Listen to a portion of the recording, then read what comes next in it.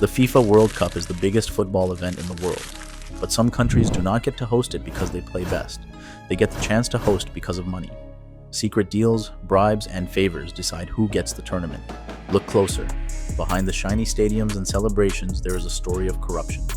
This is how the World Cup was bought.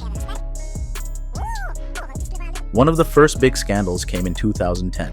South Africa became the first African country to host the World Cup, but whispers of hidden deals and pressure behind the scenes started to emerge. Investigators later revealed that some officials had received incentives to support the bid. Reports later claimed that Jack Warner didn't act alone. He used his own son as a middleman to arrange a $10 million payment. In return, officials would support South Africa's World Cup bid. South African leaders admit the offer was real, but they say it wasn't a bribe.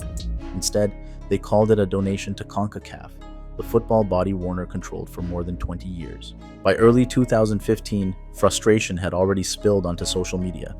Fans openly mocked FIFA president Sepp Blatter, accusing him of turning football into nothing more than a business.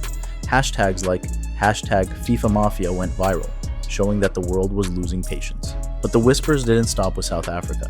In fact, they grew louder with every new tournament. By 2015, investigators were ready to act.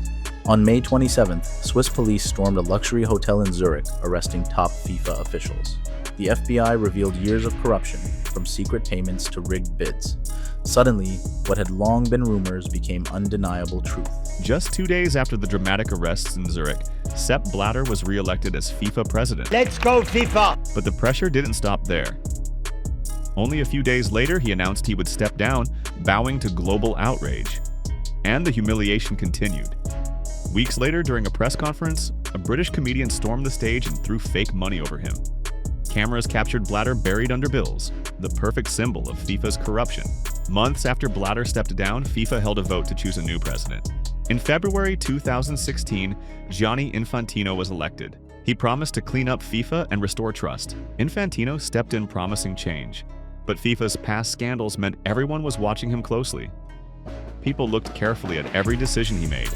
Later, he would become a very important person in football's biggest controversies. Russia was chosen to host the 2018 World Cup, but behind the celebration, reports painted a darker picture. According to investigations, workers at the St. Petersburg Stadium lived in harsh conditions. Some went months without pay. Others worked in freezing weather with no safety. One report even revealed the use of North Korean labor, men sent abroad, their wages taken, and forced to work under strict control.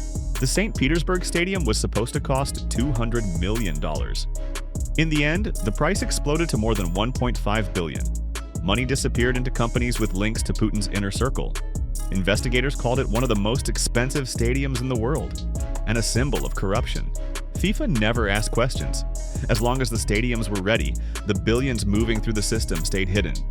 Russia spent more than $11 billion on the 2018 World Cup. For comparison, Brazil's 2014 tournament, which was already called the most expensive in history, cost around $15 billion. But while Brazil's money went mostly into stadiums and infrastructure, in Russia billions disappeared into corrupt contracts and companies tied to Putin's circle. We already talked about South Africa in 2010. It cost around $3.6 billion. Brazil spent $15 billion in 2014.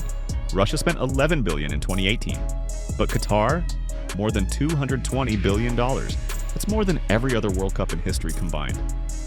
21 tournaments. Qatar's World Cup relied on armies of migrant workers. Most came from Nepal, India, and Bangladesh. When they arrived, their passports were taken away. They had no way to leave, no way to quit. They lived in crowded camps, sometimes with 12 men in a single room.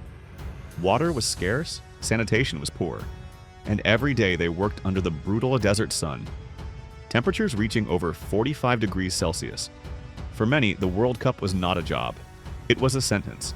They called it the most ambitious World Cup in history. Qatar built entire cities from scratch, but what the world didn't see was the cost. 6,500 migrant workers gone, men who came chasing a wage and never went home. Qatar insists the numbers are misleading, but the families who lost sons and fathers don't see statistics. They see empty chairs at dinner tables. And yet, when the final whistle blew, FIFA's Gianni Infantino smiled and declared it the greatest World Cup of all time. Was it really football's biggest celebration, or the sport's darkest bargain?